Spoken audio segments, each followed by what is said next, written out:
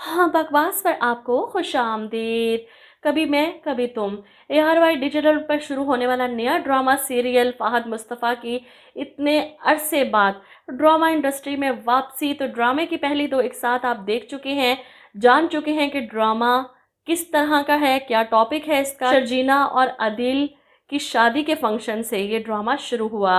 अदील खुश था कि इसकी शादी शर्जीना से हो रही है, मुतमईन था जब तक इसकी बॉस की बेटी अपनी मोहब्बत का इजहार इसके सामने नहीं करती। जिसके बाद अदील को लगता है कि इसके पास तो बहुत बड़ी अपॉर्चुनिटी है तरक्की करने की, आगे बढ़ने की।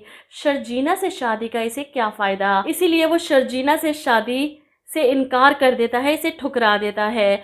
वो परेशान कि घर जाकर अपने बाप को क्या जवाब दूंगी। वो जो स्टेज की तैयारियां कर रहे हैं, घर की डेकोरेशन कर रहे हैं। शर्जीना की तो दूसरी बहन की भी शादी इसके साथ थी, दो बहनों की शादी इकट्ठी। अब अगर शर्जीना की शादी ना हुई तो ख़ानदान वाले बातें बनाएंगे। वहीं दूसरी तरफ मुस्तफ़ा घर जाकर जब ये सब बताता है कि भाई शर्जीना को क्या कह कर आए हैं, पूछे इनसे, वो इनसे शादी नहीं करेंगे, शर्जीना से शादी तोड़ दी है इन्होंने, किसी और से शादी करना चाहते हैं, बता क्यों नहीं रहे अब ये सब। ये सुनकर तो इफ्तिखार साहब के होश उड़ जाते हैं। इनके दोस्त की बेटी जिसे वो इनकार कर रहा है, वो कैसे नजरें मिलाएंगे अपने दोस्त से। वो परेशान के बेटा 7 दिन रह गए हैं शादी में, वो माइयों पर बैठी हुई है। जिस पर अदील जवाब देता है, जिंदगी मुझे मौका दे रही है और मैं ये मौका गंवाना नहीं चाहता। इसकी बात सुनकर इफ्तिखार साहब गुस्से से कहते हैं, अपना फैसला सुनाओ, ऊंचा स्टेटस या फिर हम सब। और अदील फैसला करेगा अपने मुस्तकबिल का, अपने घर वालों को छोड़कर वो चला जाएगा। वहीं दूसरी तरफ शर्जीना के वालिद जो इसके माइयों के फंक्शन के लिए सारी तैयारियां मुकम्मल कर चुके थे। इसके और अदील के नाम का वेलकम बोर्ड लगा है, जिसे उठाकर शर्जीना फेंक देती है। घर वालों पर तो एक क़यामत आ जाती है शर्जीना के मुंह से अदील के इनकार का सुनकर।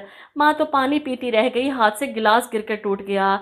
शर्जीना भागकर अपनी माँ के गले जाकर लगती है, जिस पर वो रोते हुए कहती है, अब क्या होगा, क्या जवाब देंगे लोगों को हम, हमारी दूसरी बेटी की शादी पर भी कहीं असर ना पड़ जाए इस सब का। जिसके बाद आप देखेंगे कि शर्जीना की बहन की माइयों का फंक्शन है। ऐसे में वो पूरा तैयार होकर बहन की शादी में शरीक होती है, सबको दिखाने के लिए कि वो परेशान नहीं, दुखी नहीं, ताकि घर वालों के चेहरे पर भी परेशानी कुछ कम हो सके। बहन के चेहरे पर आकर उपटन लगाती है। वो आंखों में आंसू लिए शर्जीना को देख रही थी। ये सब कुछ तो इसने भी करना था, दोनों को इकट्ठा मायूं होना था।